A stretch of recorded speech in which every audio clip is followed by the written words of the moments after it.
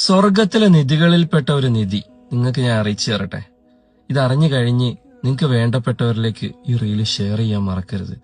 ഒരിക്കൽ അള്ളാഹുന്റെ റസൂൽ സല്ലല്ലാഹു അലൈഹി വസല്ലം അബ്ദുല്ലാഹിബ്നു കൈസ് എന്ന സഹാബിയുടെ അടുത്ത് ചോദിച്ചു, കൈസെ, നിനക്ക് ഞാൻ സ്വർഗത്തിലെ നിധികളിൽപ്പെട്ട ഒരു നിധി അറിയിച്ചു തരട്ടെ എന്ന്. അപ്പൊ ആ സഹാബി പറഞ്ഞു, ബലാ യാ റസൂലല്ലാഹ്, അറിയിച്ചു തന്നാലും നബിയെ. ഉടനെ നബി പറഞ്ഞു, അക്സിർ ഖൗല ലാ ഹൗല വലാ ഖുവ്വത ഇല്ലാ ബില്ലാഹിൽ അലിയ്യിൽ അദീം.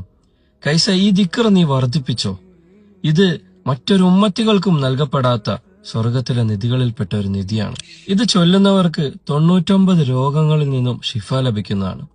അതിലേറ്റവും വലിയ രോഗം വെള്ളപ്പാണ്ടും ഏറ്റവും ചെറിയ രോഗം ഹമ്മാണെന്നും ഹദീസിൽ കാണാം.